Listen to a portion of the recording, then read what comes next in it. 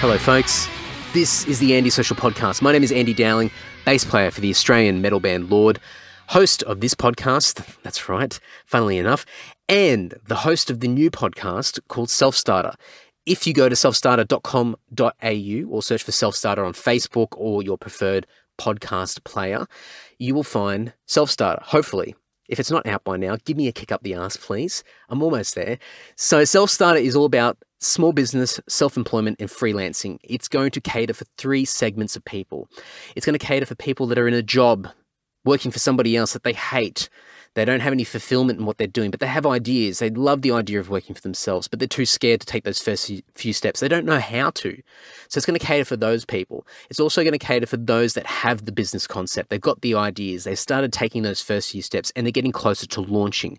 They're getting closer to opening their doors for trade. And they're hitting that brick wall where they're worried about how the general public are going to respond, how friends and family are going to respond. Is this going to be a success? Do they have enough money? What's going to happen if it all fails? And it could be a point in time where people just don't follow through and actually launch it. And the third segment of people are those that have actually done it. They're out there. They're weeks, they're months, they're years, they're decades into their business.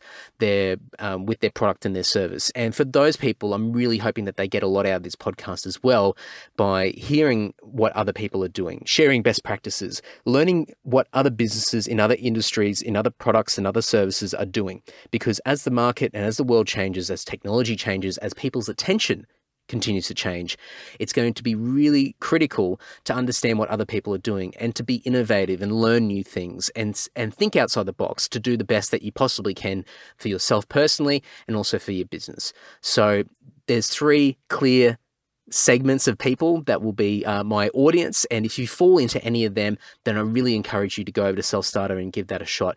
And for any of you guys that have even an inkling of interest in this podcast, please jump over there, hit a bunch of like buttons and social media things and listen to the first couple of episodes to help me give this podcast an initial boost and give it a bit of momentum to get out there. This is a massive project for me. It's been months in the making. I've had to get out there and record a lot of content, convince people to be a part of it, which I'll leave that for a later date. That's been an interesting journey. And all the costs and people involved to really sort of get this up and running. This has been a big thing and will be a big thing for the foreseeable future. So really would appreciate any support you guys can give. It's something that means a lot to me as somebody that has a real keen interest in self-employment and is transitioning into that world. I'm using this as an educational tool for myself, and hopefully as a result, a lot of other people will enjoy and get a lot out of this as well. So selfstarter.com.au, plug, spam. So thank you so much. Okay, so this week's guest, very, very cool guest. This is somebody that I've had on my list. I've got my little podcast notebook, has been on my list since day dot.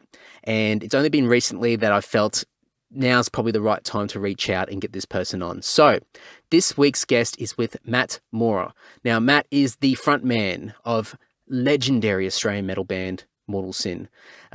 Mortal Sin's been around for decades. They are, in my opinion, I could be wrong, some expert metalheads out there might be able to correct me, but I believe that Mortal Sin was the first ever Australian thrash band. And after them, a number of other bands came out in the 80s, but Mortal Sin were definitely the pioneers of thrash in Australia.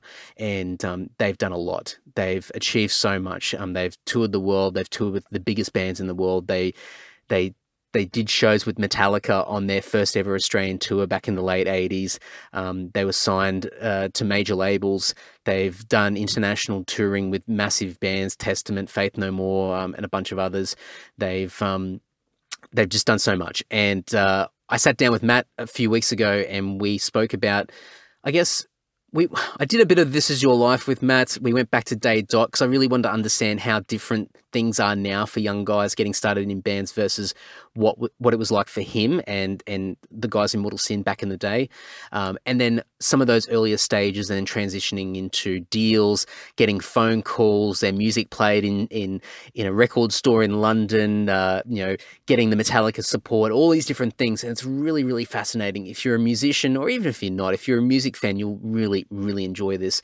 We also talk about sort of what's happening now in Matt's life and I guess the legacy of Mortal Sin and whatnot. So there's lots of cool, interesting stuff in here. I really hope you enjoy it. andysocial.net is the place to go to check out everything that's Mortal Sin, everything that we speak about. I'm going to put links, videos, lots of cool content. So go over there and check it out. And please reach out to Matt if you have any questions or just want to let him know how much of a legend he is. I'm sure he will appreciate it. So enough of me. As always, please enjoy this fantastic episode with Matt Maurer of Mortal Sin. Thanks for having me at your house.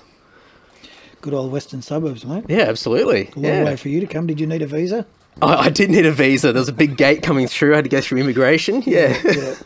Yeah, that's what most people say when they come out this far. Yeah, absolutely. Oh, it's I've been to Seven Hills, but I haven't been this far out. So yeah, it's actually quite nice out here. It's pretty good. Yeah, it's quiet. It's not quite country, but it's green, and it's peaceful. Best of both worlds. Yeah. Have you been living out here long? 5 years here. Yep. We used to live up the Central Coast a bit.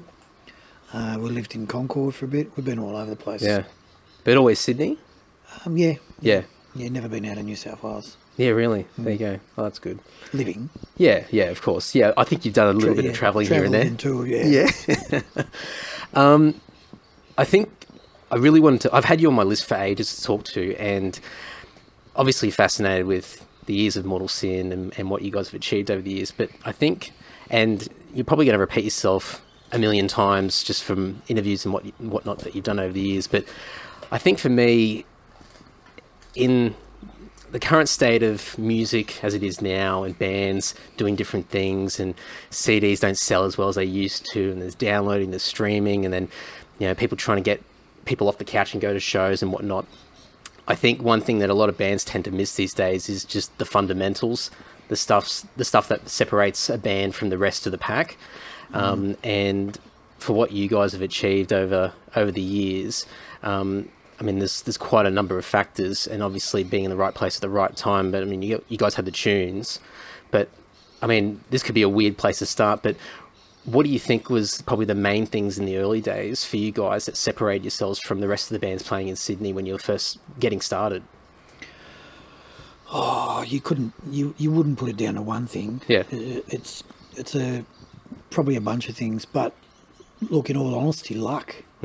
Luck. I mean, for every one band that ever makes it, there's 1,000 bands that are just as good. Why did that one band make it? Yeah. And luck is really a big element. Right place, right time, in front of the right people. I used to say to people, when they're touring, I said, look, you don't know who's in the crowd. You got to get out there and you got to talk to people. You don't know that guy standing there might be a manager of another band, or there might be a record company guy, or there might be an agent. You'd be surprised at the type of people that are in a crowd just standing there watching you. You don't know. You hope that they're all liking your music, but it just takes one person to see you guys at the right place, right time to go, I like you guys. Was that something that you guys were conscious of when you first started playing shows? No, not at first. No. I mean, look, in those days, we're really talking about the birth of, thrash metal or heavy metal, in Australia around that time, early 80s, so you didn't know anything. Whatever you needed to know, you had to find it out, which is the same today, but at least today there's a history. You can look back at a history. For us, history was Led Zeppelin, Black Sabbath, Deep Purple, that sort of stuff. So when it come to thrash metal, it was like all we'd really heard of was the Bay Area, the new wave of British heavy metal, which wasn't thrash, but it was like leading into our genre, and when we first heard Kill 'Em All, everyone's jaws just dropped to the ground. It's like, wow, that's what I want to do. That you may, when you first get a band together, you got 4 or 5 people all with different ideas of what are we going to play, how are we going to play it, all that sort of thing, and you don't know until you start writing something. You know, a lot of bands might start off playing covers. So generally when you start playing covers, it gives you a bit of an idea of, okay, well, that's what kind of music we like. Is that what we're going to write? You know, is that going to be our style of writing? But when, for me anyway, personally, when I first heard Kill 'Em All, I just said, that's what I want to do. Yeah. That's what I want to do. You know, it was just the style of music. It just seemed aggressive. It seemed powerful. It just seemed to encompass everything that I wanted to do in music, you know, especially as a singer. Even that growling singing, I was like, yeah, that's just it, you know. And I guess that sort of led the way, you know, that one album. Yeah. You know, once you'd heard that, then you wanted to hear everything else. And then back in those days, you know, you had Utopia. Luckily, it's been around since '79. You know, so you had a place that you could go for. Whenever you heard some music, you could just go and go, oh, I want to listen to Metallica. Metallica's on the walls. Or I want to listen to this, I want to listen to that, you know. And pretty much in those days, that's what you did. Today, you just go on the net and you go on to Spotify or whatever, you know, you listen to stuff. So, you know, it's just one of them things. It's not too dissimilar to today to what we had to do back in those days. You know, it was probably a little less accessible. So, were you guys friends in school, or did you sort of meet after school? School ended? No, I didn't know any of the guys. So was it just a common interest in music and just seeing each other at gigs, or at Utopia, or when I met Wayne, we met on a train during a lightning storm, and the train broke down, or it had to stop for some reason. And I'd just come back from a rehearsal. I was at the time I was jamming with some guys who were into Judas Priest. Yeah. So it wasn't technically a Judas Priest cover band, but they played probably 5, 6, 7 Judas Priest songs, and then they wrote a couple of their own songs.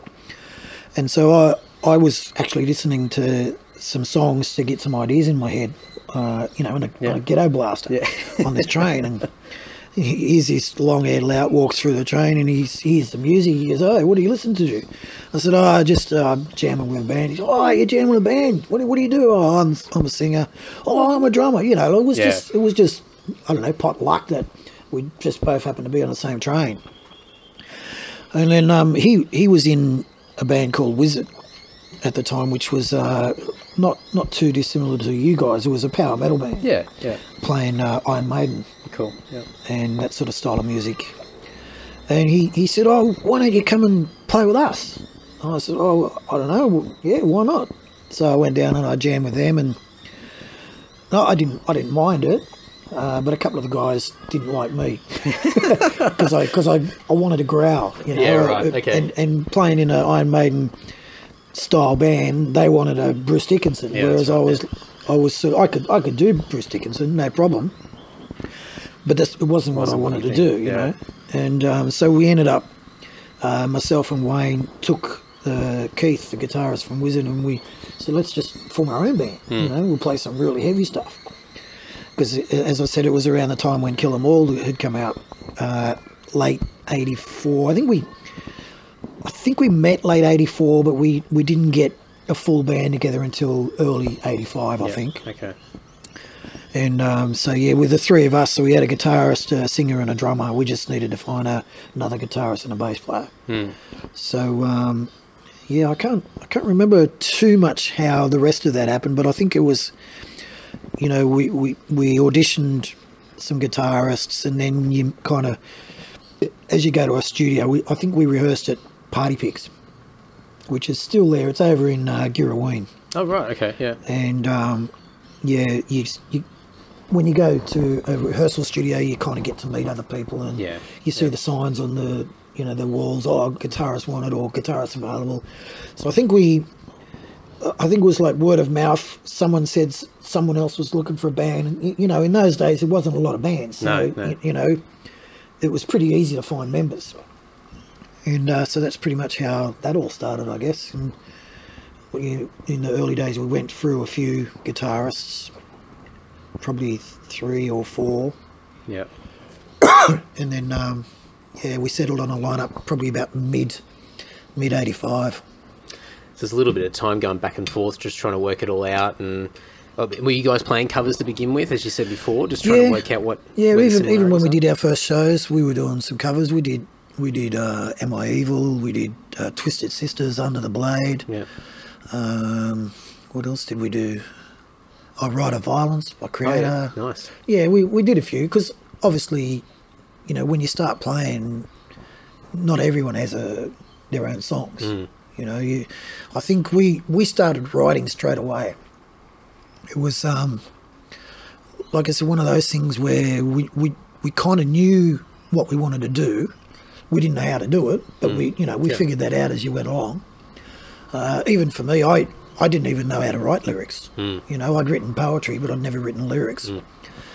And so you sort of fuddle along the way, you know, and ideas go together and a song happens, you know, and then once a song happens, you recorded it, you know, you tape recorder, you played it back and you listened to it, and yeah, it's not too bad. These days, you pretty much, everyone's got their own home studio these days. So easier than ever. Yeah, it's a lot easier. But yeah, we wrote a couple of songs. They were really, really basic songs. I remember a couple of them.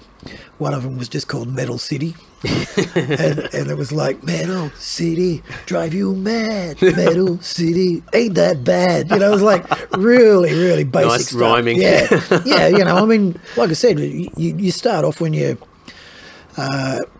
in the beginning and you don't know how to do stuff. You just get better as you do it. You know, the more you write, somewhere. The more you write, the better you get.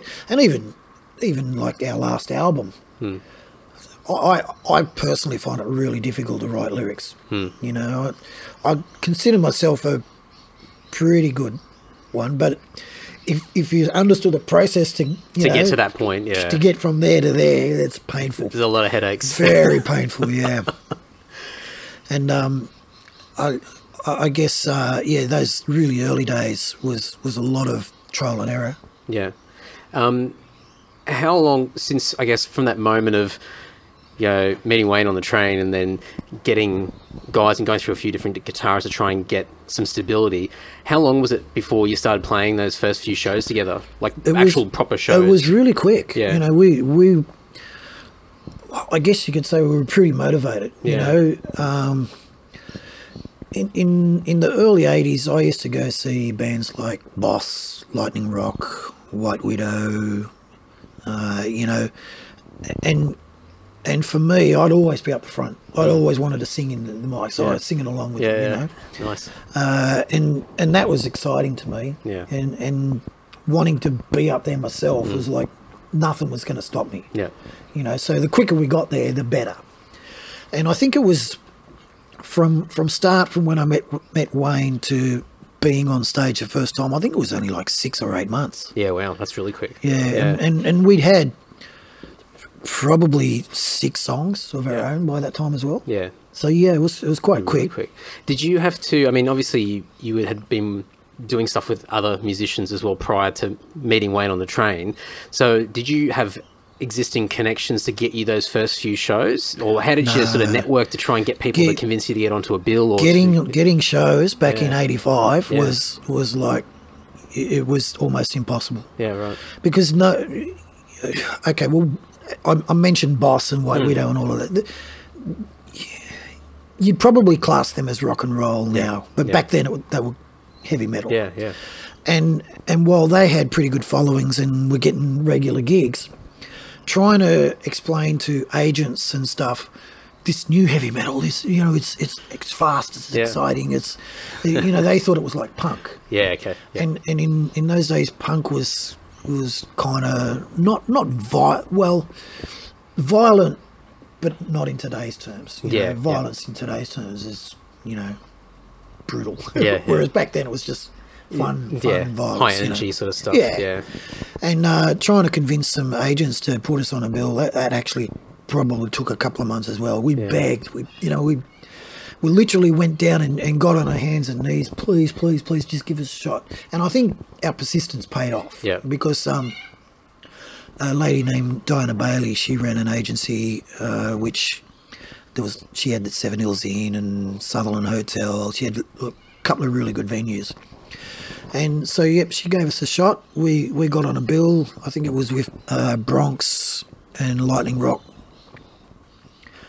And I think, were we first or were we second? I can't remember if we were first or second on.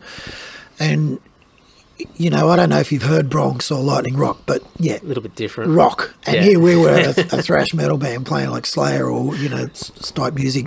We all had studs and all leather and all sorts of stuff. And I think for someone who'd never seen that music, a lot of people probably looked at us and went, what the fuck? You know what I mean? It was probably a bit of a shock to the system, but we actually went down really well. Yeah, cool. You know, I think a lot of people got the same wow factor that we got when we heard Kill 'Em All. It was like, wow. This exists, this is a thing. Yeah, they hadn't really heard it. So once they'd heard it live and like really pumping out the system, they probably thought, wow, this is really high energy. This is good. Yeah. So, yeah, we got that first gig.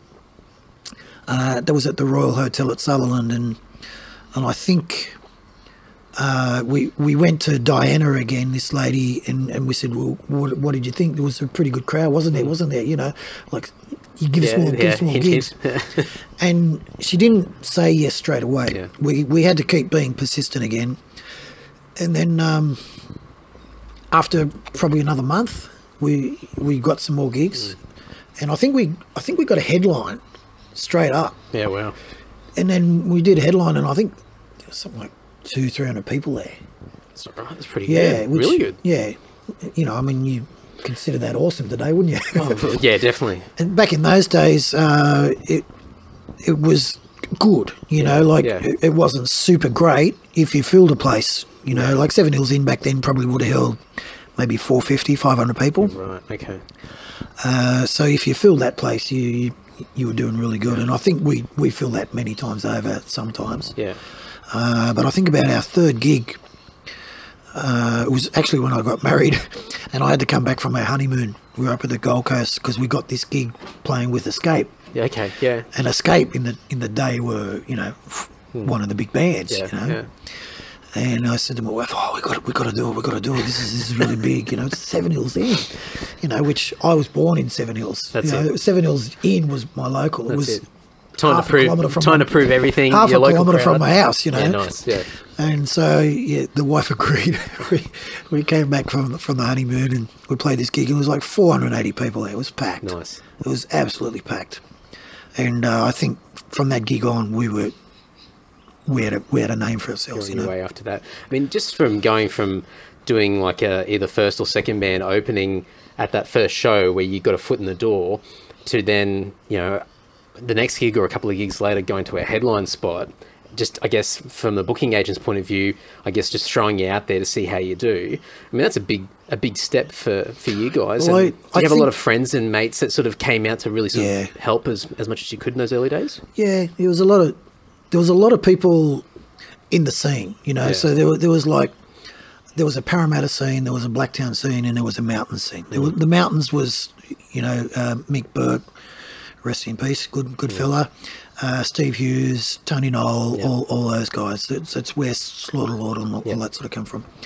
And then there was the Blacktown scene, which was, you know, like us and the Addictive guys and, you know, that sort of group. And then when I moved from Seven Hills to Parramatta, there was also like a Parramatta group. Yeah. And then everyone sort of merged into Parramatta. There was Early Street, which was a house on Early Street, and where it was like just this drop-in centre. You'd go around there, and at any one time there could be 30 people there. Yeah, wow. All metalheads. It was just a place to go. Yeah. Yeah. So then, you know, all those little scenes sort of built and built and built and built.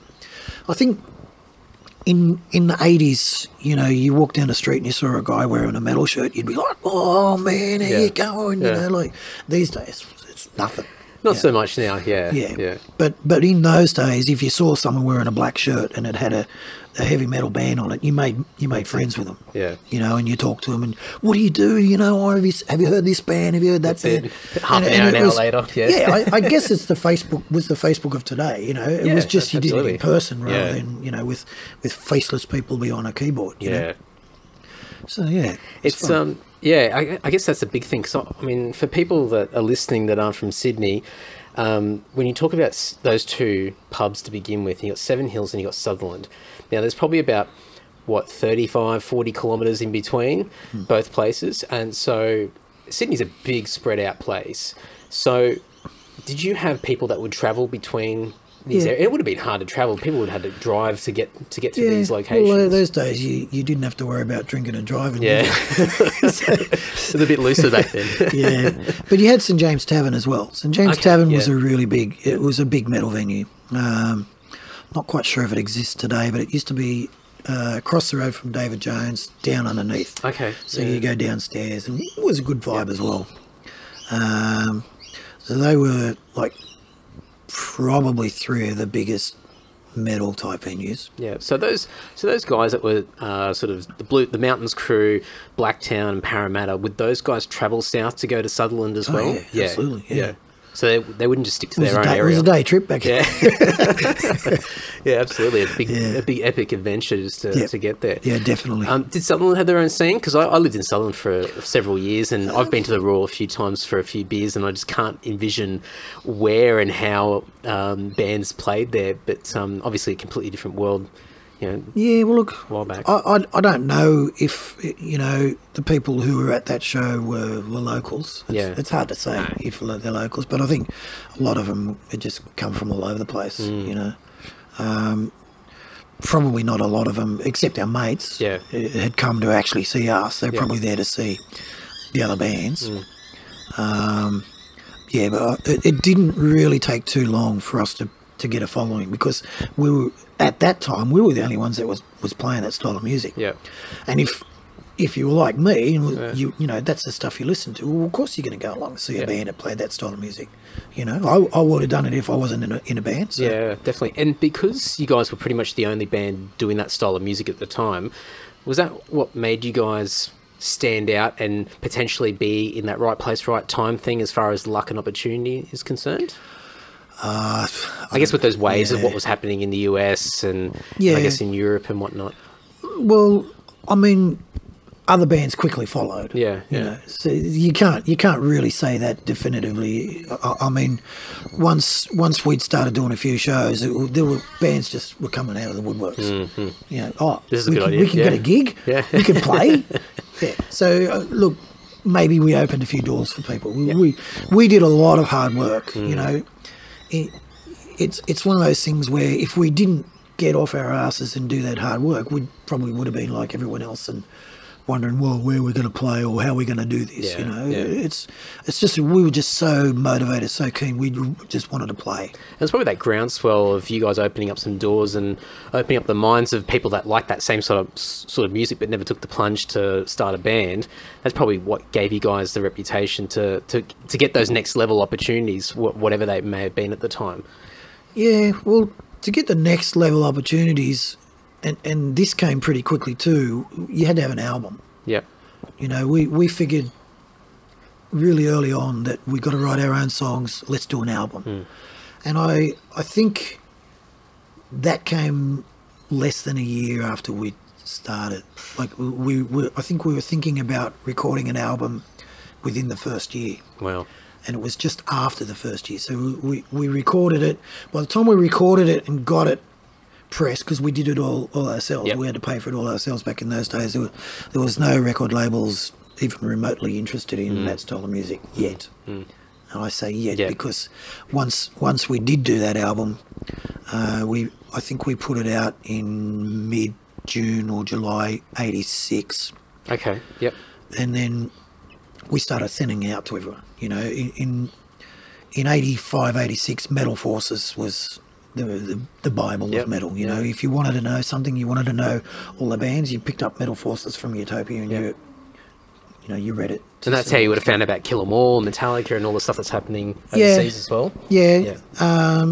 And yeah, it pretty much, like if you were talking to someone and said, "Oh, did you see this band in Metal Forces?" Yeah, okay. Yeah, it was that kind It's just of thing. part of the conversation. There were other magazines. There was Kerrang and what's that other one? There was another couple of big ones, English ones. And the first thing that we decided to do was send the LP to some of the record stores in England. I don't know why. We just thought, Just why not? Give it a go. thought, yeah, have a listen to this, and straight away, like the first lot that we sent to Shades Records in England, Shades was the biggest.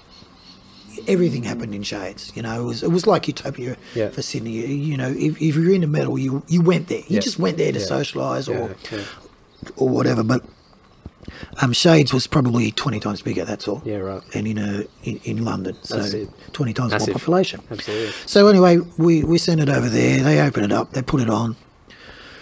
They crank it up. Some guy walks through the store, says, "Oh, is this the new Metallica album?" And it happened to be the head honcho for Polygram Records. Not So bad. when you talk about luck, that's luck. Yeah, as you said before, playing shows and not knowing who's in front of you while you're playing. Yeah. You could play in front of 10 people, but you need one one of those, person. yeah, That's it. Yeah. Wow.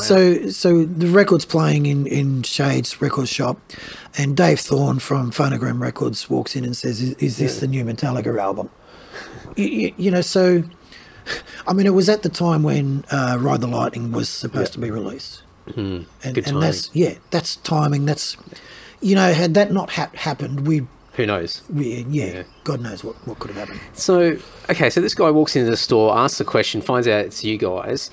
I mean, back then, how did word get back to you? Did they write a letter?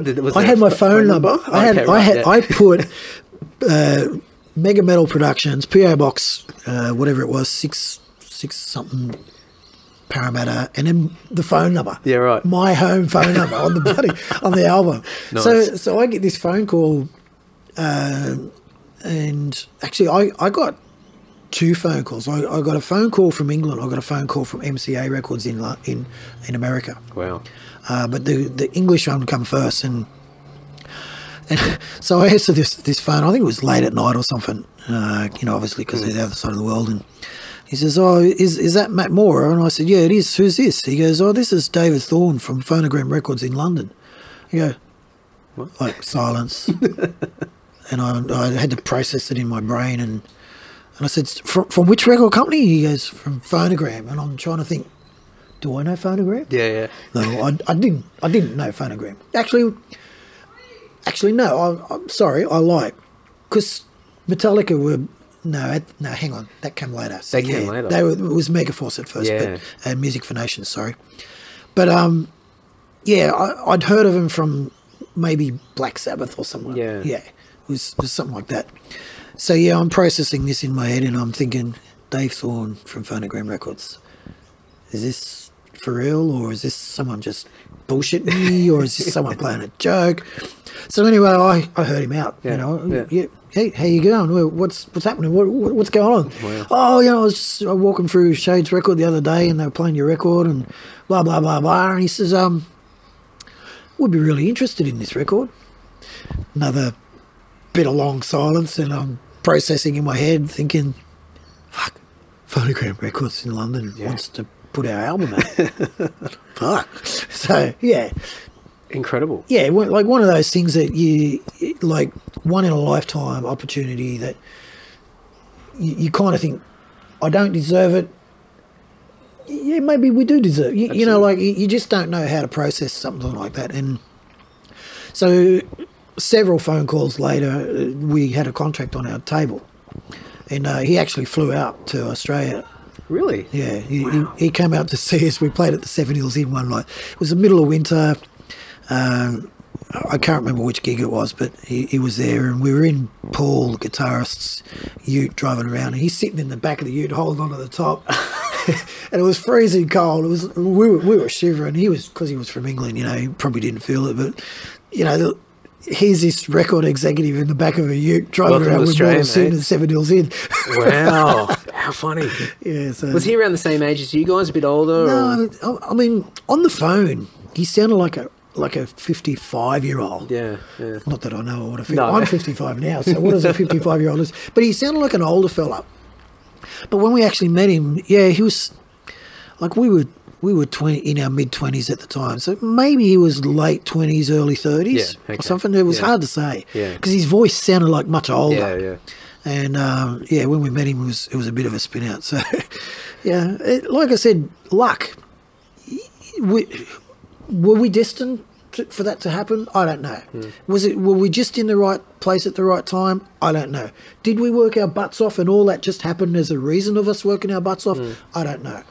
But it's probably a combination of everything. Yeah, definitely. No, it can't be just one thing. And I guess that goes back to that first question I asked about what separated you guys, and it's just a number of different factors, stuff that was probably in your control as far as your hard work. And, well, look, if you've got to have the music first. Yeah. You know, I've had young kids send me CDs, give me CDs, you know, and have a listen to this, and tell me what you think. And I'm like, do you really want me to tell you what I think? If you want me to tell you what I think, then live with that. Yeah. Because if I think it's shit, I'm going to tell you it's shit. Yeah. If I think it's great, I'll tell you it's great. If I think your production's shit, I'll tell you it's shit. Yeah. You know, and I think... I don't know why, but we just had these songs that kind of worked. Yeah. You know, I've always said Mortal Sin was a pop metal band. You know, I mean, the way I wrote choruses, I wrote them in a repetitive pop kind of way. Yeah. But it made them memorable. It made them catchy, you know. Yeah. Creator's one of my all-time favourite bands. Yeah. And when you listen to choruses of Creator, it's just... Da, da, da, da. It's That's simple, right. Yeah. very simple, because people sing along. That's right. Yeah. So my idea is if I can get anyone who walk out of our gig or listen to our record singing our song or whistling a tune, our job's done. Yeah, absolutely. You know.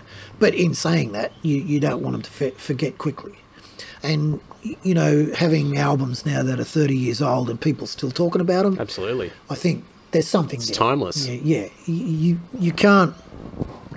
can't sort of get away with shit songs and still have them be memorable. You know? I think people lose touch with that when they're putting together songs, like whether you're young or you've been doing it for a few years, and they sort of think they're not thinking about how it's going to be listened to in 10 years time or 20 years time or 30 years time, because they're just thinking about now and trying to use that as, you know, a product to try and get an opportunity. But really, I mean, if you're writing for the long term, you're sort of thinking, is this something that I love? But you don't write for the long term. Well, you guys didn't, I guess. You just wanted to make people enjoy what you're doing.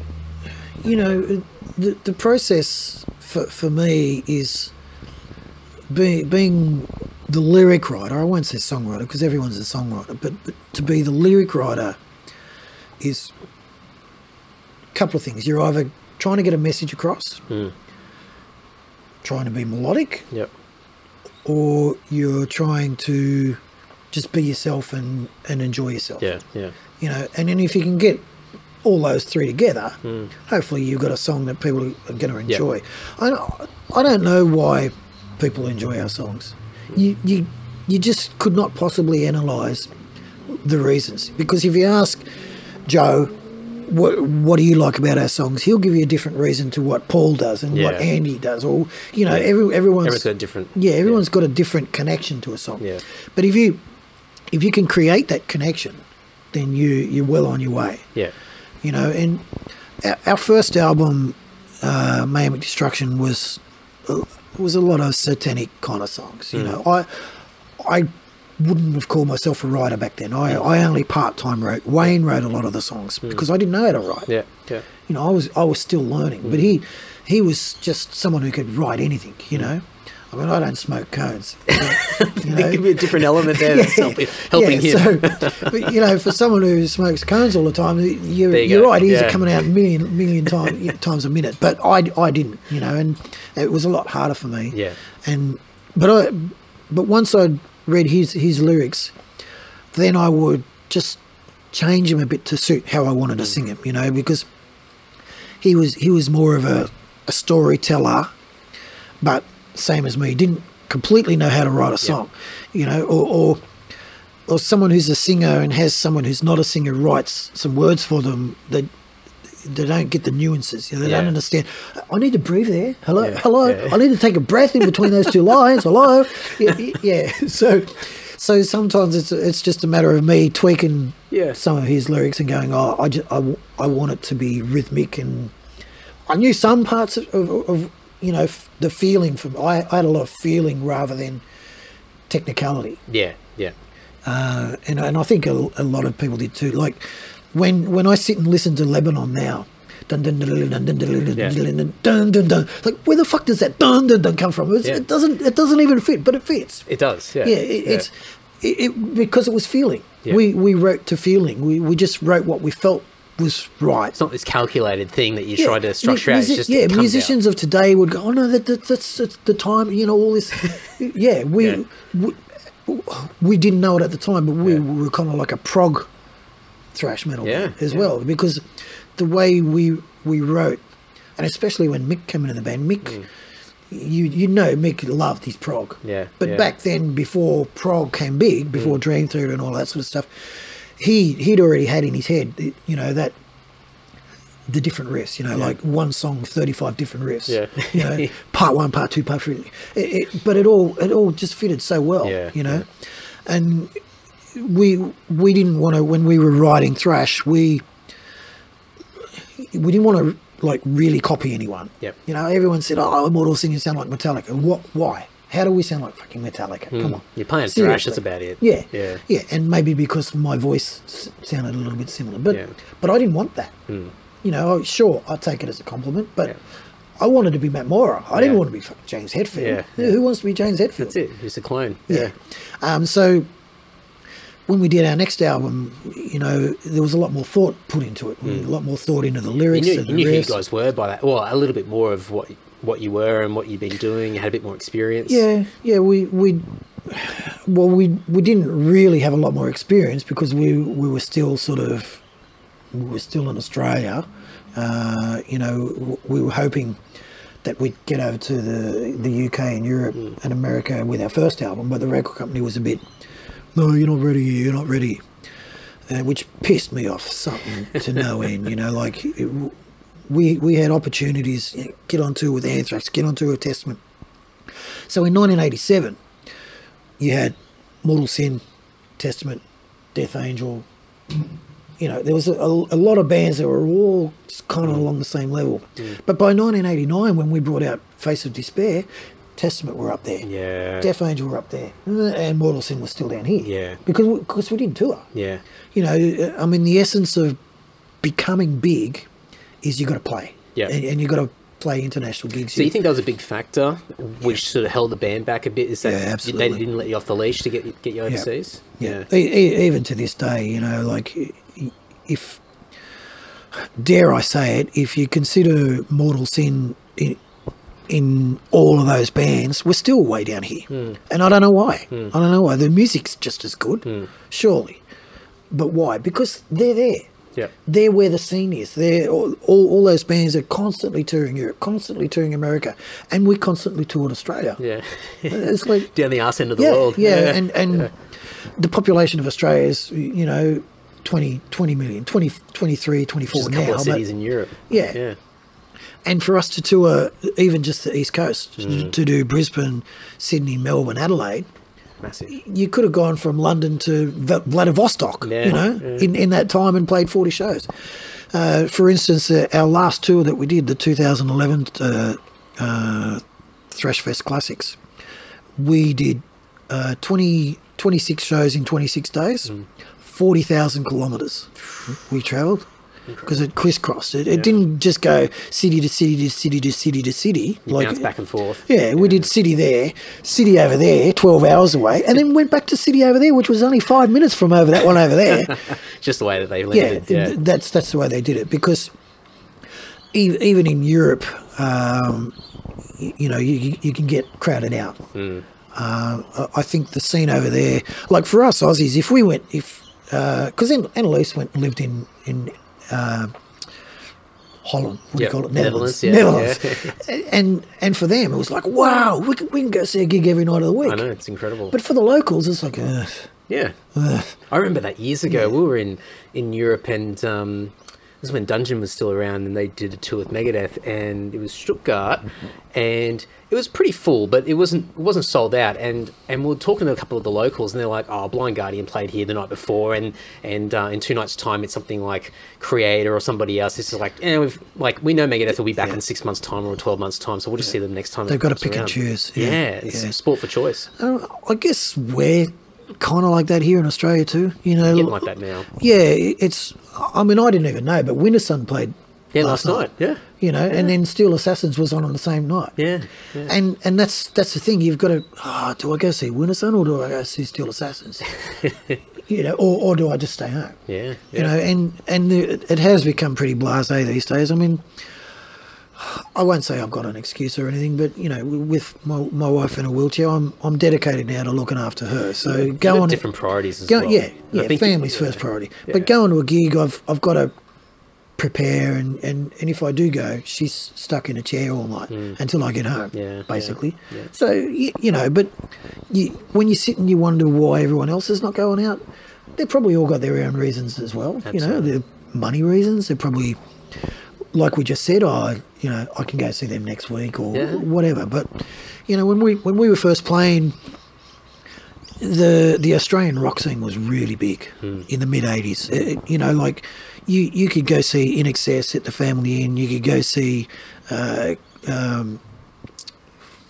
don't know. Cold Chisel. Yeah, Cold Chisel. I was going to say Barney. Radio. Yeah. The scene here was really big. Angels, Rose Tattoo, all of those bands were playing, and we come onto the market. And I guess like the competition sort of while we weren't really fighting for the rock market, we're still fighting for the punter. That's it. Yeah. Fighting for the attention. Yeah, and bands like In Excess and that, when they come to Sydney, they played 4 nights a week or 5 nights a week. I used to go see Boss 3 nights a week. Wow. If they were playing here. It's a residency. Yeah. Yeah. You go to Punch Bowl one night, you go to the Family, or you go to Enmore, the Boulevard Hotel. Like in them days, there were pubs everywhere. Yeah. So you could go on a pub crawl in the city on a Saturday night, and you could start at Central and head your way to the Cross, and there'd be 15 venues with the Angels were there. They were, like Midnight Oil. You had such choice. Yeah.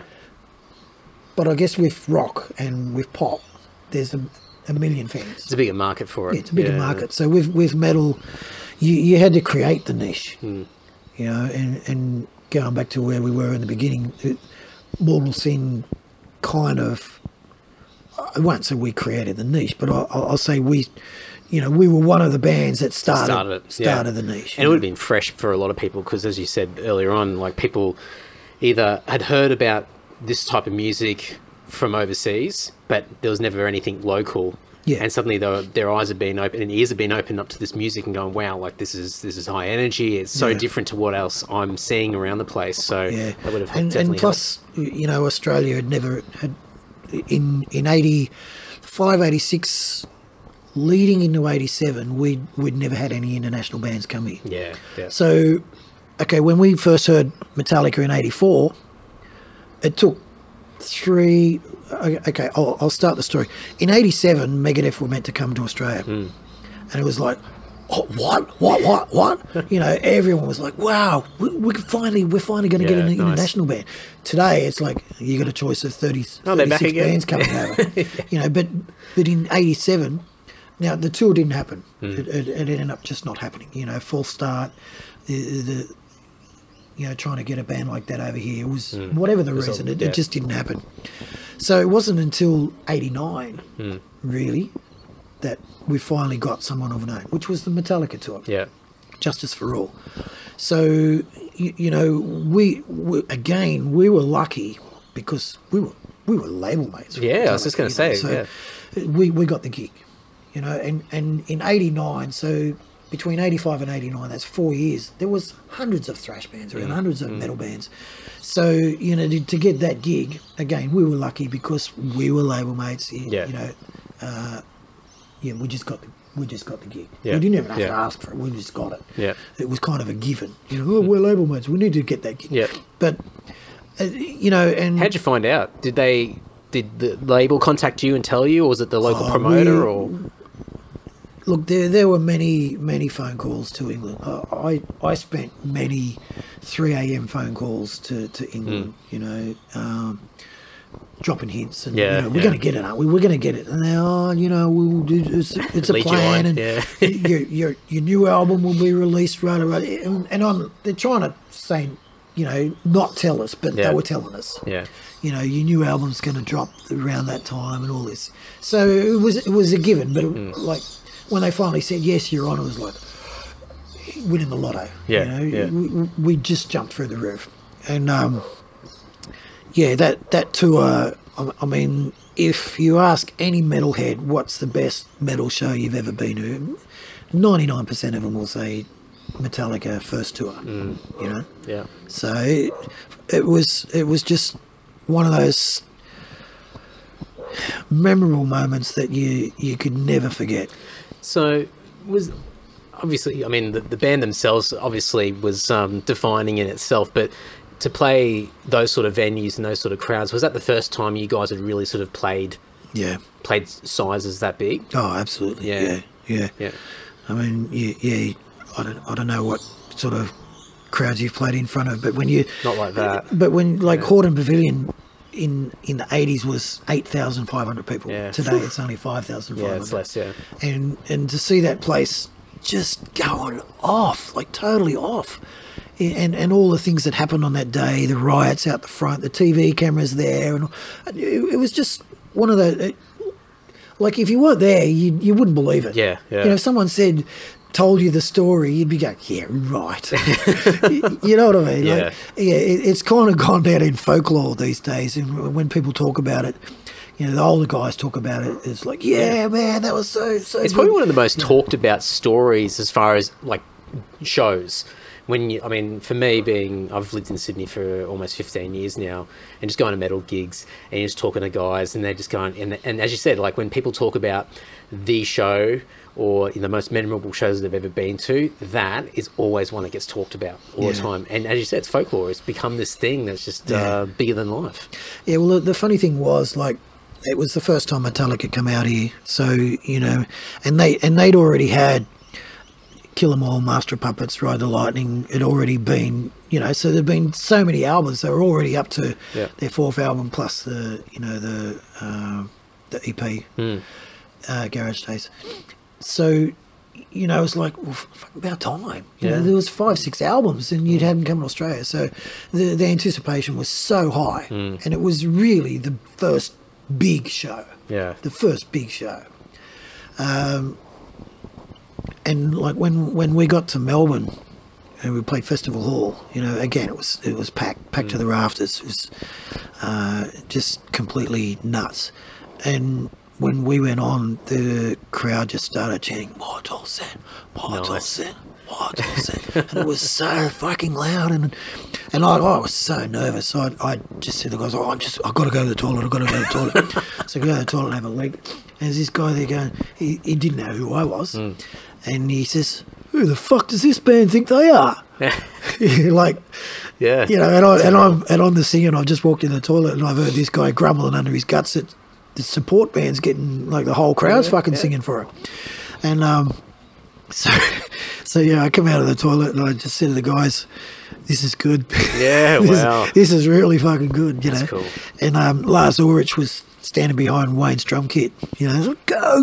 They were really pumped up. It's just, man, nothing can compare to that. And I mean, this is before. I mean, they were a big band by that stage, but they hadn't exploded to that next level again. I think that tour was the explosion. I think because if you go back and look at the tour dates for Justice for All, they toured for 2.5 years on that record. Yeah. So I guess that's enough to show that they had a demand just to keep touring that long before that next album came out, which obviously was just next level again. Well, in saying that, it wasn't their first arena. No. You know, but it was their first big tour. Maybe by the time they got to the Black Album, they did. I think they still did 2.5 years touring for that. Oh, I think so. Yeah. But it was arenas. Yeah, absolutely. So different. they went from super level to Mega, crazy. mega awesome level. Yeah. Were they down to earth kind of guys at that stage? Like, were they? Yeah. How approachable were they, or did you not really get a lot of time to talk to them, or what was the dynamic like with these guys? Well, it's one of we were fanboys. Yeah. So it was, how do you approach these people, these mega stars? But yeah, they were mostly good. I mean, I remember I got a lot of shit signed. I took everything. Sign this. But I never got anything signed by Kirk Hammett. Oh, really? Okay. He was never there. Oh. So, okay. In saying, were they all approachable? Yes, but where was Kirk? Yeah. Okay. I don't know. Did he have a wife there? Or, I don't know. Mm. But when after the, was it that first show? No, it was the next time they come around. I was going to say we went and partied with Jason down at the Siebel. Cool. Like 3 or 4 o'clock in the morning. Yeah, nice. After the second tour, playing guitar, singing songs, passing cones around. Approachable, absolutely. Yeah. But then, in saying that, when they come out for Big Day Out 2006. Oh, okay. Yeah. All right. I was working on the show, and I had a pass that let me into the dressing rooms and stuff. And I'd gone in there. I had to go and take something to someone, and James was there talking to someone. And so I stood and waited till the conversation finished, and he walked off. Conversation finished and he walked off. Oh. And I'm like, James. And he's turned around and he goes, oh, I'm Matt from Mortal Sin. We toured you guys the first time around. He goes, oh, hey, man. No. Like, I was so bummed. Yeah. And I know a lot of people have said, sometimes meeting your idol can be the best thing in life, or it can be the worst thing in life, And but that was only just one experience. And I understood. That's cool. No, I just want to say good day, man. It's all good. Yeah. Go back to what you would, like, if it's such a strange thing having someone come up to you in the street and saying hello. Yeah. Definitely. Oh man, how you going? Yeah, it's like, it's you don't expect that. It's not something that when you took up music, that's not what you. It's not really something that you expected. But it is a weird thing, I still don't get used to it. Yeah. And especially when they're drunk people and they're like, yeah, man, I saw you guys with Megadeth at the Emo, and I'm like, yeah, I wasn't in the band at that time. I don't ever say it, but oh yeah, man, yeah, cool.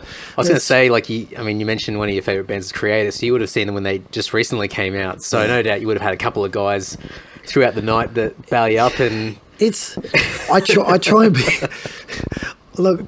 I try and be inconspicuous. I sit behind the desk, like head down and just banging away. But I don't know. I'm not naturally like you would expect a front man to be over the top. Hey, be a really what do they call it? An out there type of person. Yeah, like an extrovert. Extrovert. Yeah. I'm not. I'm the opposite. Yeah. I'm always the guy that stands at the back. That's probably why. You look at a lot of early Mortal Sin photos. I'm always at the back. It's Wayne or someone at the front. Like nothing wrong with that. But I didn't care for the attention. Yeah.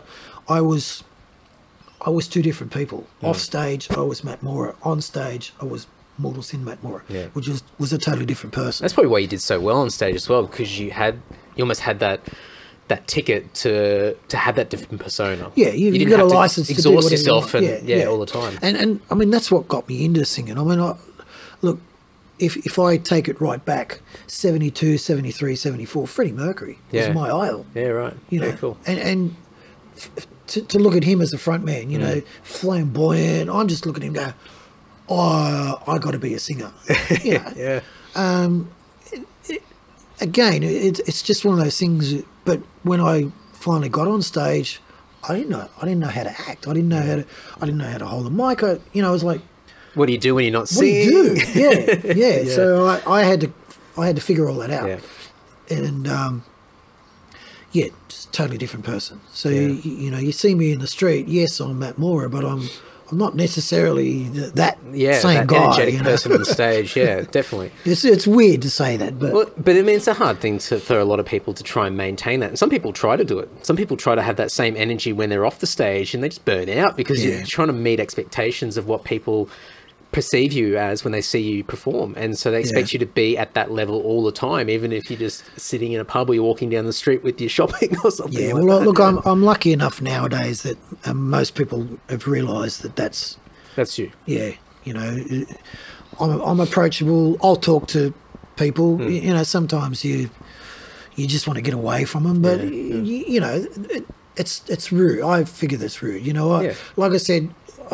You know, with the James Hetfield thing, I thought, you rude fucker. It's like one of your fans is just I waited like half an hour for you to finish your conversation, and you just fucking walked away. Yeah. You know, like I'll try and be approachable all the time, and you know, if someone wants a photo, no probs. But you know, there's a line between where it becomes an intrusion. I just want to enjoy the show, man. You know, I want to watch creator too. You know what I mean?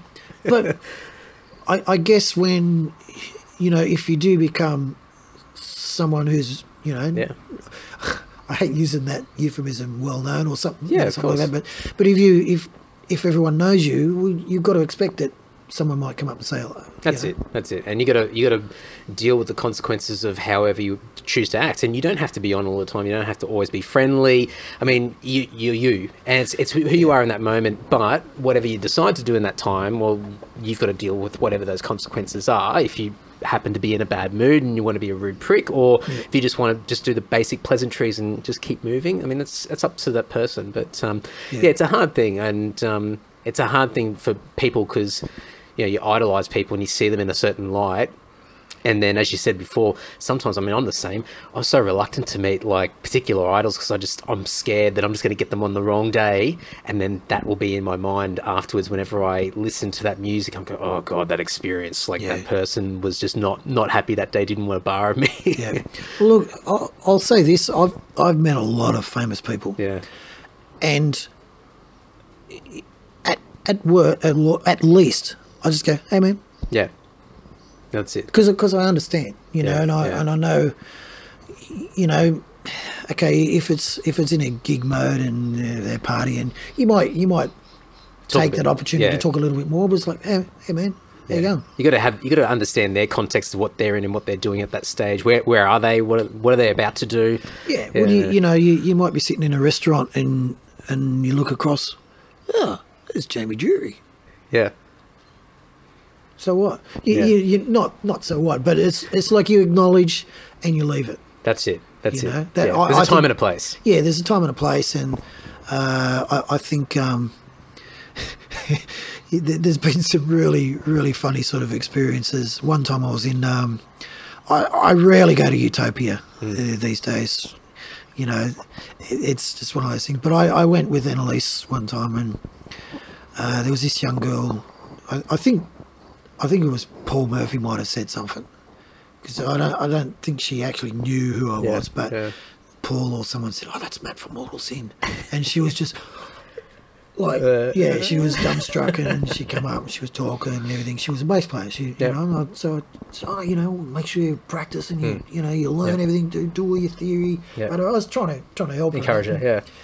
This, as you said, time and place. It was kind of weird, but I went with it and hopefully encouraged her, and hopefully she's out there playing now. That's it. Oh, well, there you go. I mean, that's probably the one of the benefits of being in a band where you've got people that appreciate what you do, and you can have an influence on other people. You can leave a good impact and have those opportunities when everything lines up and it's the right place, right time, of course.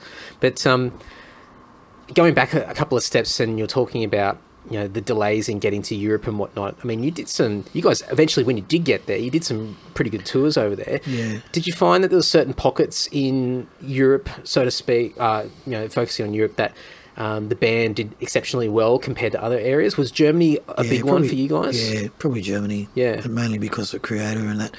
I think German fans are a lot like Australian fans. Yeah. You know, it's hard to sort of put them in the same bracket, but as far as reaction and everything, you could tell You know, you get different reactions everywhere you go.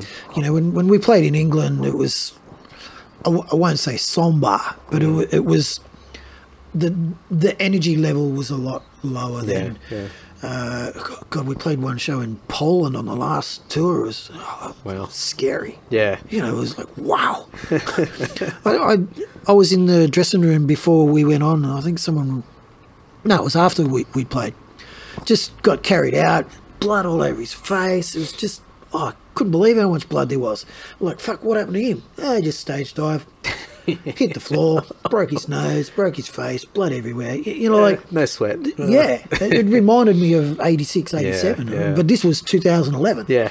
You know, in Poland. And there was chicks in the mosh pit, like, doing circle pits and... That's crazy. Smashing people. Like, wow. Yeah, so, I love it. You know, different countries, different reactions, different energy levels. Because I think... sort of in the later years for you guys were signed to AFM? No, Armageddon. Was it Armageddon? Sort of later in the piece? Armageddon for a little bit? For one album, and then,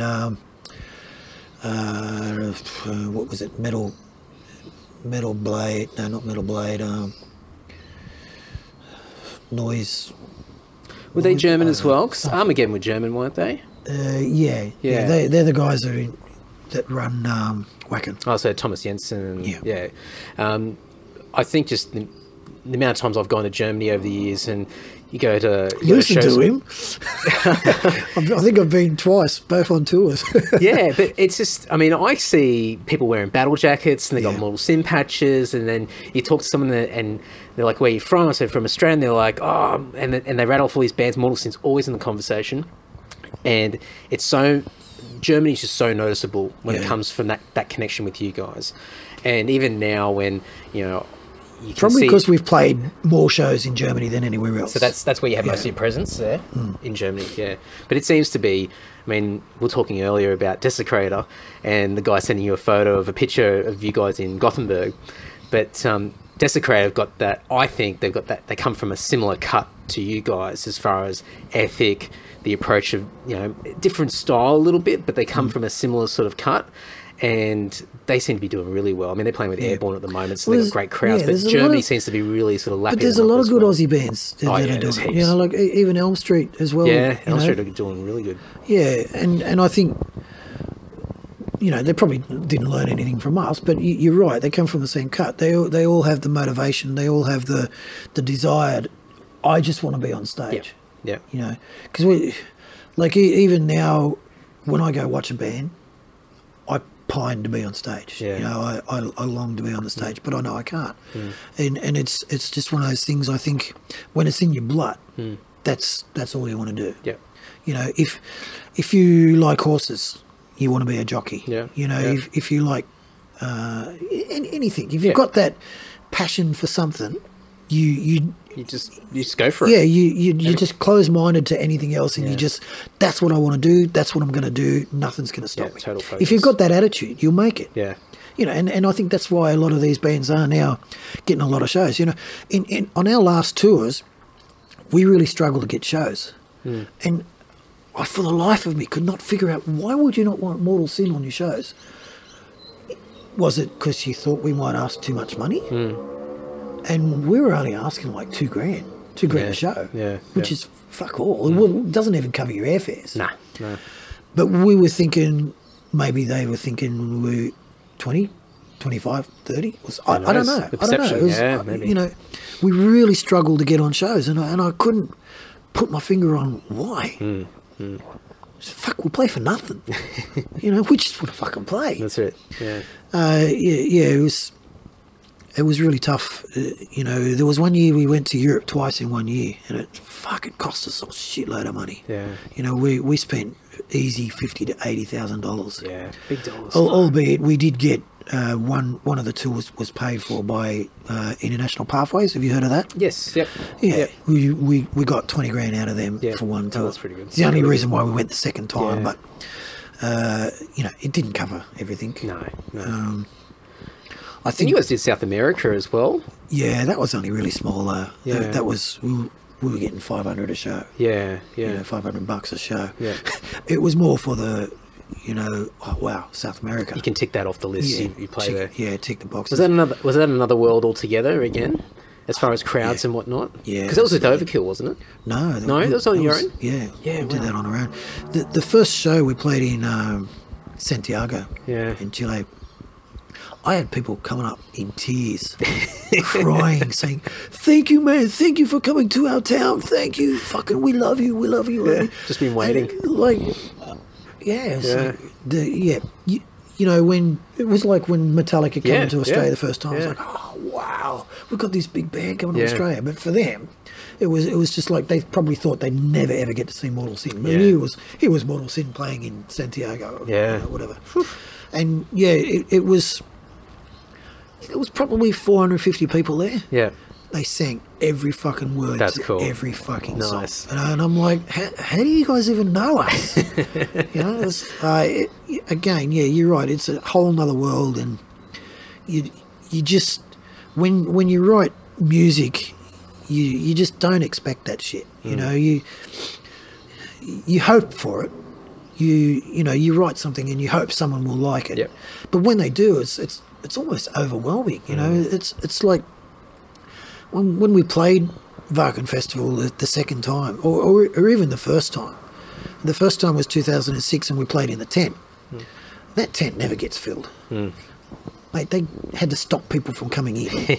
You know, and it was the mosh pit at the front was just all dirt. Yeah. At the end of the gig, we were covered in dirt. Yeah. We were, like, we had to clean guitars, and I'd blown my nose for 2 days afterwards. And still dirt was still coming out.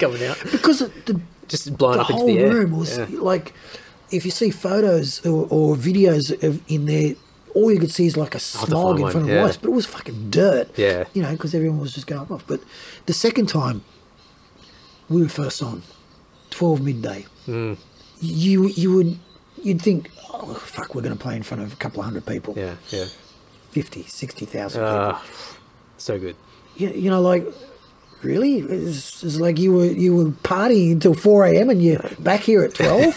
Fuck, I love you guys. Yeah. Yeah, and when, okay, not everyone was there to see Mortal Sin. No way. Maybe the first 200 in the front. Doesn't matter. But everyone was there fucking fist pumping. And everyone's having a good time. It was just, man, like, I don't know. That's what I live for.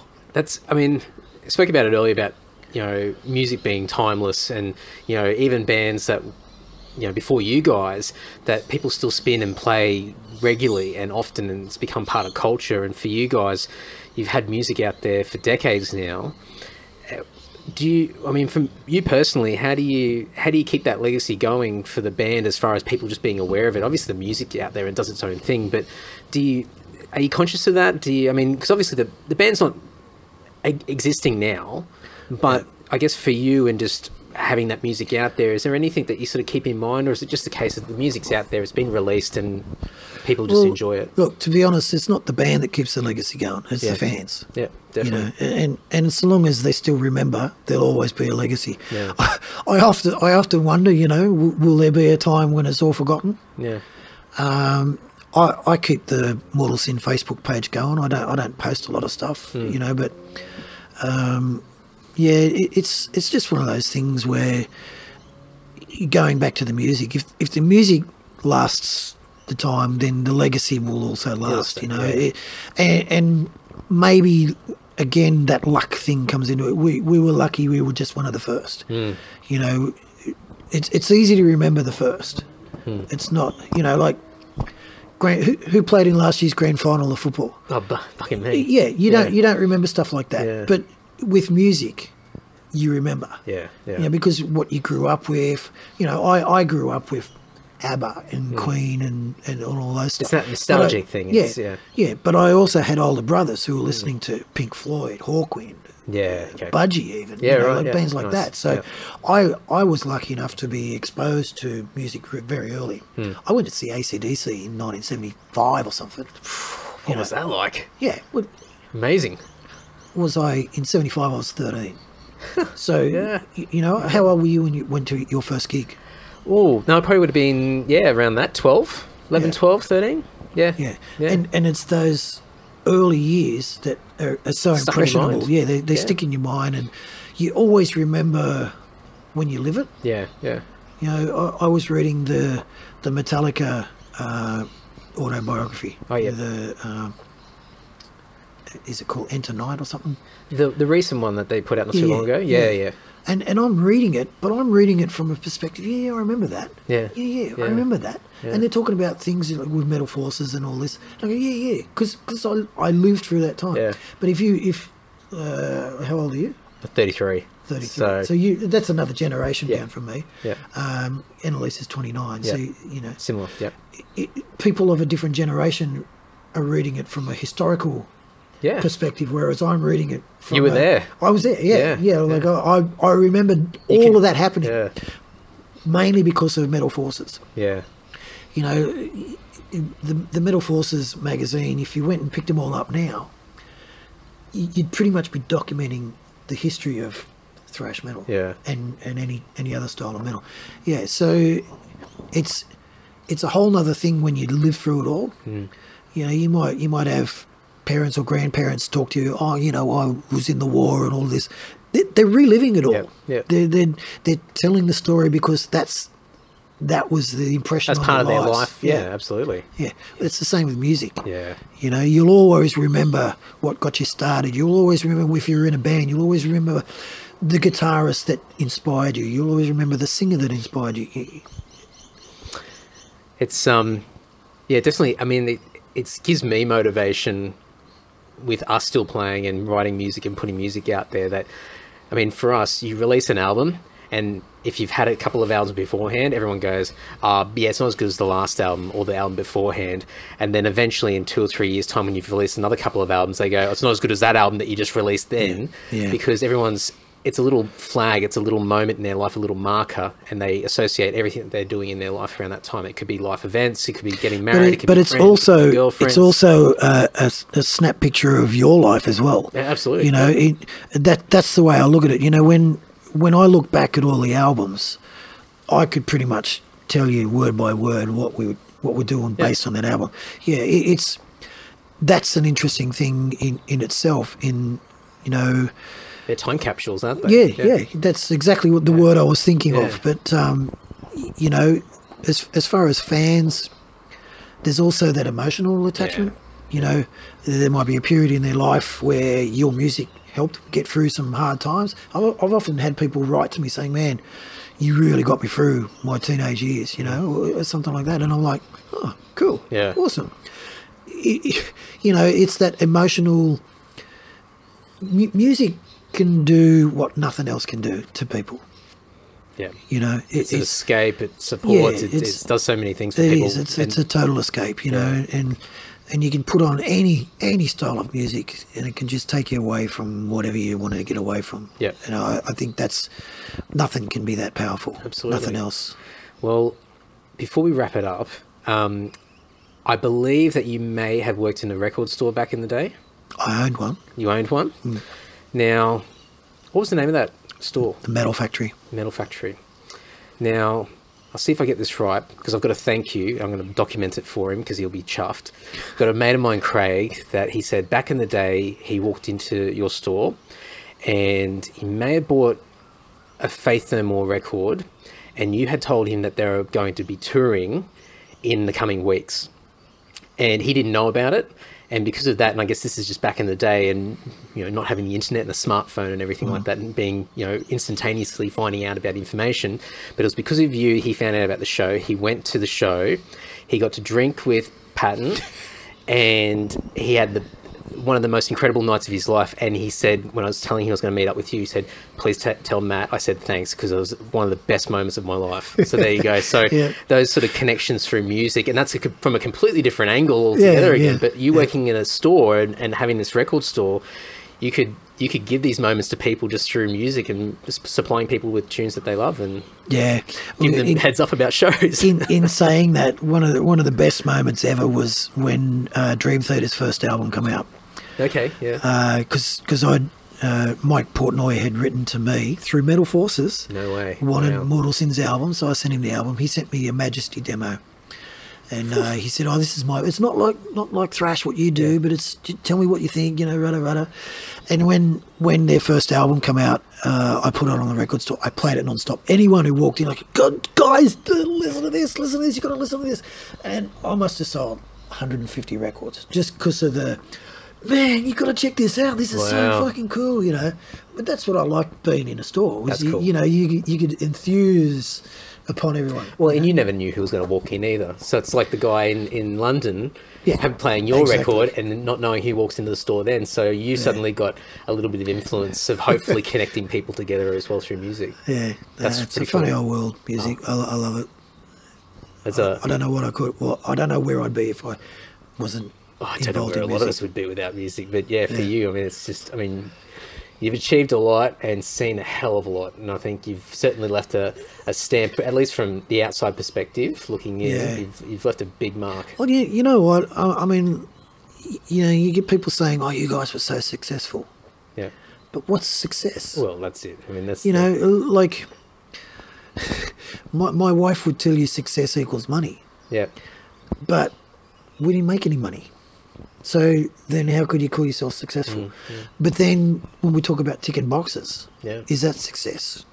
Is success playing at a venue that you wanted to play at? Yeah. We played at Hammersmith Odeon, our first overseas international gig, and we played at Hammersmith Odeon. Like... It's subjective, isn't it? It depends on the person. When you say all those things, yes, I look at all those tick boxes and I can be satisfied. But then I look at those unticked boxes and I think, fuck, why didn't we do this, or why didn't we do that, or how come we didn't get to do this? How come we? It's very subjective. Very. It depends where your mindset is. Depends on the time of day. Look, like I said, the tick boxes are enough. I can say I'm retired and I ticked a lot of boxes. Yeah. But there's that little thing underneath that says, but you didn't fucking go to Asia, you didn't play in Japan, you didn't do this, you didn't do that, you didn't. You can torture yourself by all of that stuff. I think you've just got to look back at the good parts, and say, I can be happy with that. I think you've done well. Yeah, well, I don't. But well, thank you very much for your time, Matt. No really worries, appreciate it. All good. Thank you. We're shaking hands. Cheers. Cheers, everyone. If you want to reach out to Matt or learn a little bit more about Mortal Sin, if you haven't heard of Mortal Sin, shame on you. No.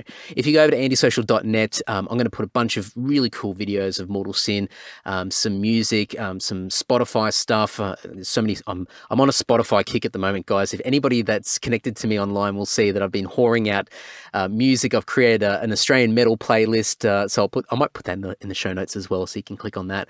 And just Spotify is just owning my world at the moment. So I'll put a bunch of Spotify links in there, YouTube videos, links to Mortal Sin's pages, and just any way that I can possibly find that you can support Mortal Sin, I'll put on the show notes over at andysocial.net. So please go and check that out. If you have any particular questions off the back of this chat that might be valuable for me as far as who I get on in the future, I've got a few other musos, especially some legendary musos that I'm hoping to get on in the coming months.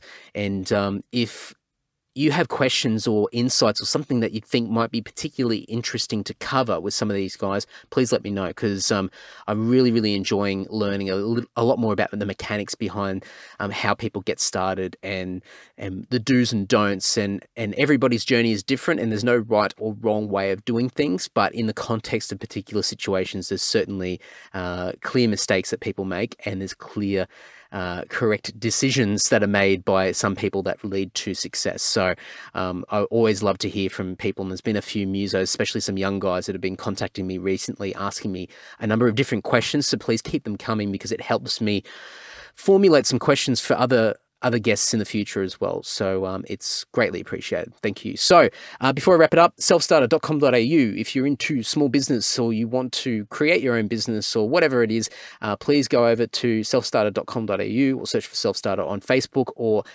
your preferred podcast app, and you can learn all about Self-Starter. If you scroll back or rewind back to the intro of this episode, I go on a long-winded explanation of what that podcast is all about. But go to those links and you shall be able to discover more about Self-Starter. Also, if you want to support this podcast, as always, social media links, love hearts, likes, emotional reacts, tagging, sharing, retweets, all that sort of stuff. So all that sort of stuff helps with the algorithms of social media. So please, if you see something pop up in your news feed, or if you go and click on one of my pages, please go through and just like everything. It means a lot for me. Also, if you want to shout me a beer or the froth off a beer, go over to andysocial.net and click on the shout me a beer button. That takes you to paypal.me, where you can give me, 10 cents, 50 cents, $1, $5, $50 million, whatever you wish. That stuff helps a lot with this podcast. It also helps with me expanding out to things such as Self-Starter and whatnot, and covering a lot of those costs of monthly hosting and different fees and whatnot. It's amazing how pricey this stuff can become when you dig yourself deeper and deeper into it. Also, Amazon portal. If you shop on Amazon regularly, I would really ask and strongly recommend clicking on the andysocial.net page and clicking on the on the Amazon portal link, I should say, and then shopping via that link. There is an affiliate code that's marked into that link, and I get a small percentage of whatever you guys buy on Amazon. It doesn't change your shopping experience whatsoever, but it's a little kickback for me, and as said before, it helps cover a lot of these costs. So these little things here and there go a long way to keeping this podcast and everything else that I do moving in a forward direction. So thank you so much for the people that do that. I get little alerts and I can see the statistics and the graphs and the tallies go up, and it means a lot to me to see that people are taking a little bit of extra time to support the podcast. But as I've said in the last few episodes, ultimately all I need from you guys is to listen and enjoy it. And if that's all that I'm getting from you guys, that's all I want. And I'm so happy that you guys continue to listen to this. I see people sharing it around, which is fantastic. But really, if you guys just tune in each week and you listen to these episodes, that's all I want. And that's what means the most to me. So thank you as always. Now, I don't even know what episode this is. Maybe it's 107, possibly. Now, I am going to be taking a break over the Christmas and January period. Now, I don't know what week this episode falls on, so I need to be conscious of that. There will be at least one more episode after this one, maybe two more. I don't know. Anyway, there will be an episode that is recorded prior to the break, which will give full context as to why I'm doing it and what's going on. But ultimately, with Self-Starter kicking into full steam now, and TY's going off on a bit of a trip for 6 odd weeks, I figured this might be a great opportunity to put the pause button on the Andy Social podcast and give everyone a break for that holiday period. And we will kick back into full swing on the 1st of February, or whatever the first Thursday of February is. And I'll make sure it's a cracker of an episode to kick us back in. Now, a lot of podcasters that listen to this podcast might freak out and go, oh man, you're going to lose your momentum. But I'm going to ensure that I'm still producing a lot of other content in the meantime, which will hopefully continue to bring people to the podcast over that period of time. No doubt my numbers will drop a little bit, but this is a small sacrifice I have to make for the long term, and I need to ensure that the Andy Social podcast is something that will be still functioning and still running in the next 12 months, the next 5 years, the next 10 years. I really would love for this podcast to be part of my life indefinitely, and just to see people continue to listen to this podcast, watch me, well, not watch because you're not watching me, but to, I guess, observe and listen to me grow over the time, and as I talk to lots of different people, and hopefully you guys will grow with me as we learn lots of different things and listen to me ask stupid questions. But I want this to be a part of my life. It already is. And as a result, I need to take care of it. And a little break over the holiday period, I think, will be absolutely amazing for this podcast, and it's going to give me some real fuel to kick into 2018, and I've got some big plans for 2018. So I'll give more context. I'll explain in further detail on an episode, or the last episode before the break. So hang 10 on that, but that's where we're going. And until then, and until we get to that last episode or whatever, I don't even know when this is coming out. I should really plan this better. But thank you so much. Keep tuning in, and we will be back shortly. Okay. Cheers, guys. Bye.